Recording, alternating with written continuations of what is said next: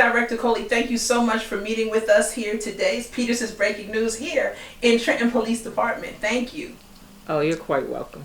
So listen, Director, I'm sure you know, people have questions. Mm-hmm. The community at large wants to know about different things that have happened and your stance on those things. And so we're grateful to you for giving us the opportunity from you so that we can take care of any misconceptions or shed light on things that people may be a little bit confused about why some things happened or did not happen here in the city. Sure, that's fine. All right, thank you so much. So recently at a press conference following the unfortunate shootings that involved children playing in the park, you stated now is the time for a call to action. So can you please explain what that meant and what is the plan regarding community policing overall? The reason why I felt like that day was because we've had several shootings, and the shootings just was like, oh, we had another shooting, and it was just so blasé, and it just seemed like everyone is just so desensitized to shootings. But when it affects our youth and our kids, I said, if this does not galvanize the city to take a more progressive stance together, police and the community, then I don't know what will. Because other than the babies being shot, it just seemed like, oh, it was just another day. And we have to get away from that mindset. We deserve better and we should receive better. Absolutely. So what steps do you plan to either implement or execute to help the residents and businesses of the city to feel safe? Well, it's hard to say exactly what we're going to do because it's constantly changing. Okay. There's no one set rules of policing or engaging the community.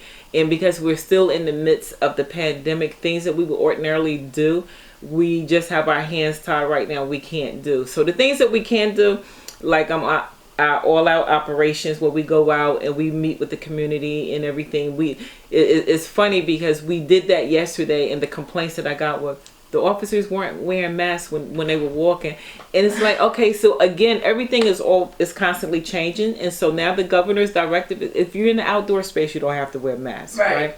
Or if you're in a ventilated space, you don't have to wear a mask. But because people didn't realize that, or they didn't see the positivity of us trying to heal the wounds of the last couple of weeks, what they saw was officers not wearing masks. So what I say to folks is, if you look for the good, you will see the good. And if you're constantly looking for bad, then that's all that you're going to see, and you're going to miss so much more, because we do so much more good than we are involved in bad.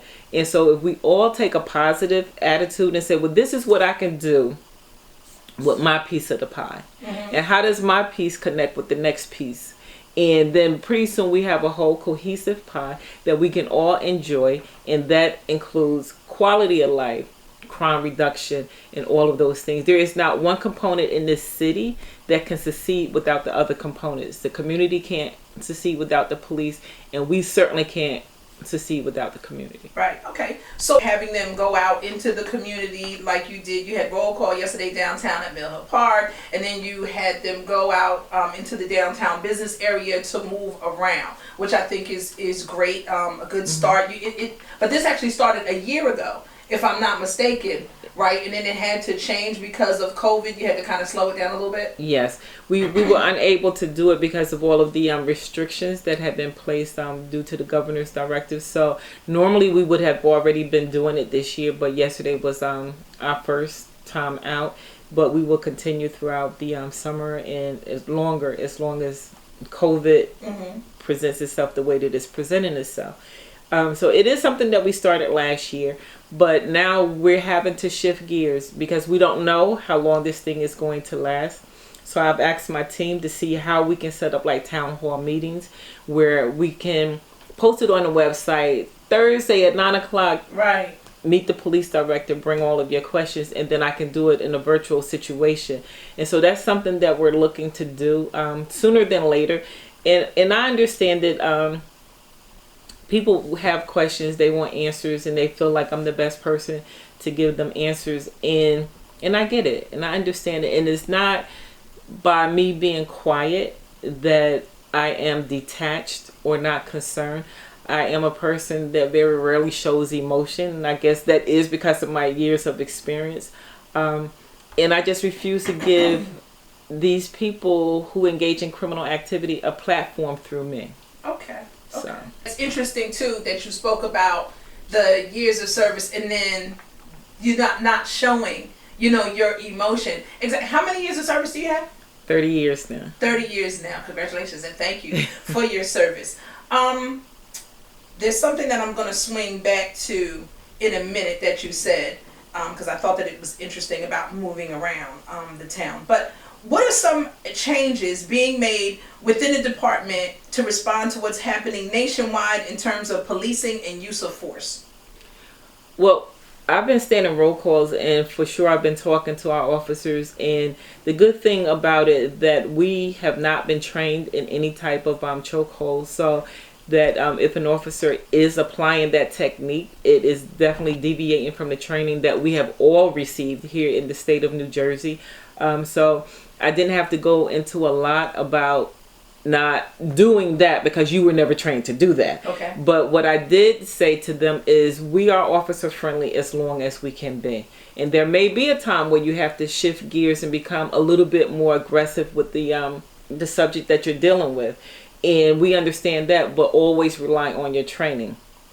Don't utilize something that you have not been trained to do, because everything that we've been trained to do, we know what the effects can be. Right. Okay. So here's my swing back. Is it typical for a police director to lay out the plan for everyone to know exactly what you're going to do to deal with crime? Like, is that a typical thing that police directors do? Do you post it on the website and say, here's exactly, and we're going to be here, and we're going to be looking at folks there, and, at this time of night, we're going to come up and creep up this way? Like, how does that work? Because we're hearing that, people are calling for a plan, and so is it typical or common practice for someone in your position to actually exhibit your plan so that everyone can see what it is? Or is it a matter of action through the officers?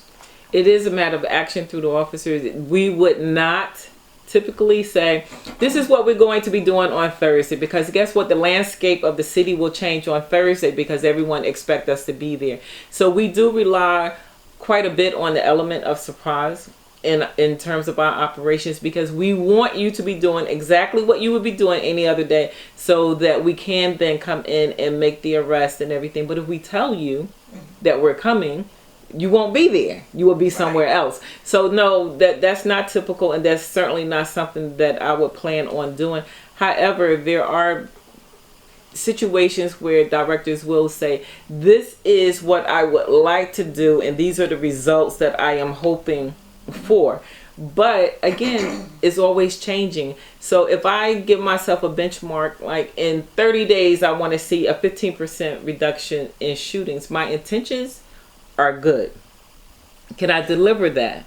I don't know. Right. So it would be irresponsible of me to say to the community, I'm going to reduce it by 15%. But it is expected and very responsible for me to say, we're trying to get our arms around this. We know who the players are. We're asking our partners to come in and help us make the arrest and do the prosecution, and especially our state and federal partners. Right? So we're asking you to come in and help us with this situation. And when we ask, every ask that I've ever made since I've been here has been answered. Mm-hmm. And I look forward to continue to working with our partners. Excellent. Thank you. Yeah, when we spoke about the use of force in the training, so they don't have any training in that, but are officers trained in implicit bias, racial profiling, handling someone under the influence on a regular basis? Do they get that kind of training? Can you talk about the kind of trainings that officers would get? I can talk about training in two worlds. Okay. In Essex County, every officer is required by our prosecutor's office to have implicit bias training. Mm-hmm. I believe that's something that they're looking to start here in Mercer County. That is not something that currently exists here in Mercer County. Is it needed here? Absolutely. I think that this is something that should be done statewide. And all of this started under our current Attorney General with the implicit bias and the training and everything. And I think that if one county is doing it, I think all counties should do it, so that we know the same way every officer is receiving the same basic police training, they should be receiving that same course as well. Okay. With regards to accountability, what is the department doing to monitor or track officers with complaints that have been made by civilians that pertain to improper conduct or use of force? Okay, in terms of use of force, I review the use of force forms every morning. And I try to look for patterns in officers and everything else. And if, because when I came here, the thing that Trenton was cited for was a heavy use of OC spray. And so I wanted to see if that pattern continued or if something changed, because we spoke about it. You know, the Hawthorne effect, you think you're being watched and your circumstances change, right? So when I first came here, I made that known that the report said that there's an excessive use of OC spray here. And I gave everyone the link so they could go on and find themselves there. And I started to see that change from OC spray to compliance hold. Now, we're actually taught how to do certain compliance holds, right? And I started to see a shift. I still see some use of chemical spray, but it's a balance now. It's not more one thing than the other. So I check those every day. There's a copy left on my desk every morning. I come in and I look at those. Okay, thank you. Are reviews conducted of officers that include psychological evaluations? Yes. In order to be a police officer, you must pass a psychological exam. During the tenure of your career, if you exhibit signs of distress, or if there's for any other reasons, then we have the right to send you back for what we call a fitness for duty. And that can be physical or mental. And we can have you retested, and then we wait for a clean bill of health before we return you to duty. Okay. At the recent council meeting on June 16th, Resolution 20-272 was presented requesting for Trenton Police Department to acquire excess Department of Defense equipment. So what kind of equipment would you be receiving, and what will the equipment be used for if the resolution is passed? Okay, that particular item, I believe it was pulled. Okay. But we asked for the resolution because we have a lot of antiquated equipment that is here. And so it's not just about us taking equipment and then deciding how we're going to use it. It's also a place for us to give back equipment that has become antiquated and we don't have a proper way of disposing of it. So, but in order to do that, we have to have the MOU in place. Now, let's say there became a time that we needed like a Bearcat, because that's been on the calendar or off the calendar. But let's say it came a time that we actually needed that. And by being part of this MOU, if one of those became available, then we would have an option of being able to get that and it not cost the city anything. Okay. But the biggest part of why we need the resolution right now is to return items that we already have. Okay. All right. And so with that, because that could leave it open when you're hearing like equipment from the Department of Defense. Like, what are they looking at? What kind of stuff are they looking to bring in here? I understand it, and that's a lay person and a citizen, and you see Department of Defense. Yeah. No, I'm not looking to bring big tanks down the street, and I'm not looking to do any of that. I'm not looking for any heavy equipment in here. I think that our city is large enough to be relevant and small enough to be managed, and I don't think that we need tanks to manage it. So, okay. so no, that's not it. Okay, thank you. With regard to the state police barrack being brought here into the city, what impact do you think it's going to have regarding the decrease in crime within the city, and what's the likelihood with all of this of receiving funds to hire new Trenton police officers? I think it's going to be good for the city. One, two, they're virtually already here. They work here 2 to 3 nights a week anyway. The barracks is just going to make just have them to have a home, a real home here. And I think with us already working together, it's going to strengthen the relationship, which means it's going to be an overall better experience for the community at large, and it's definitely going to help us reduce crime. Okay, all right. And then about the funds to get more police officers. I mean, what's the likelihood? I mean, I know we're trying to get money from different sources to try to help make that happen. Are you actively pursuing to try to do this? What's the likelihood of hopefully something even happening? Are you trying to pursue to get more money for officers to come?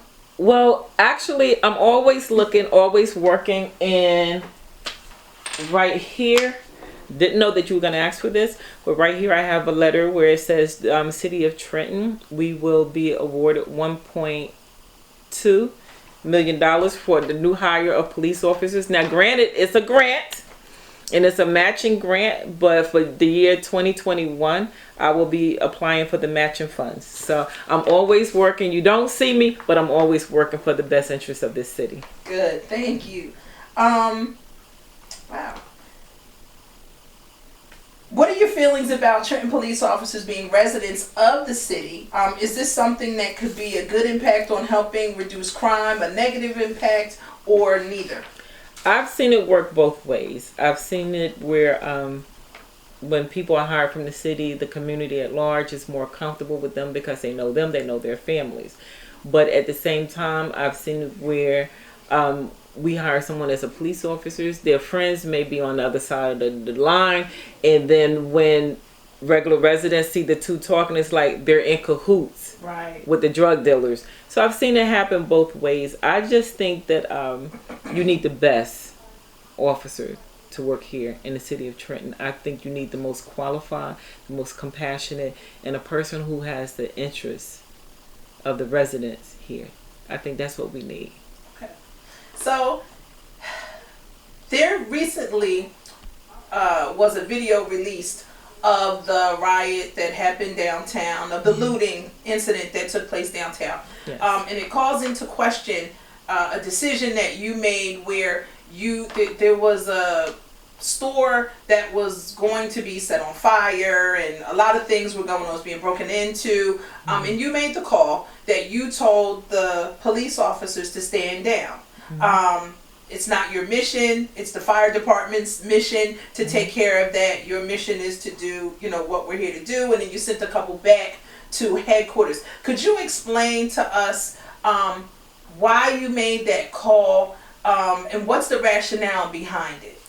Well, the rationale is that during that time we had over 200 police officers swarming this city, between Trenton police officers and the partners that we had here to assist us. I had just come from that area. I had just been behind the Bucks County SWAT team as they were unloading onto our streets. And I knew that police officers were in that area. And then I happened upon a group of officers and they were all running and scattering. And I was like, stop, where are you going? And when they told me, I was like, what's your mission? And because they couldn't tell me their mission, what they were going to do there, I knew if you don't know why you're going, you don't have an exit strategy.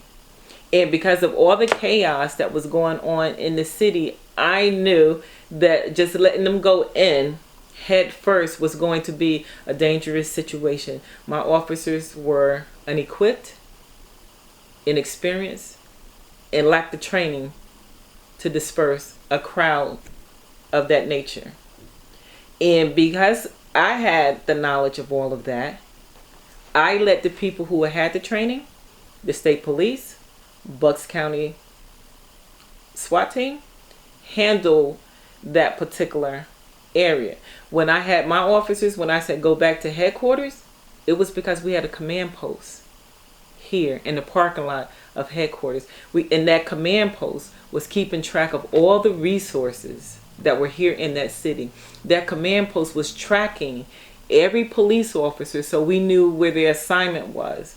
When they completed their assignment, they were to come back here and then go get their new assignment. So then this way we knew we weren't missing anybody, we hadn't lost anybody, everybody was safe, and we were still working to keep the city as safe as possible. Thank you. All right. And so, Director, what are any closing thoughts that you'd like to leave residents with as we conclude our interview here today? I guess I want them to understand that I come here and I work hard every day for the residents that live, work, and come here to play. I want to make sure that everyone is as safe as possible. And I believe that we were on the right track.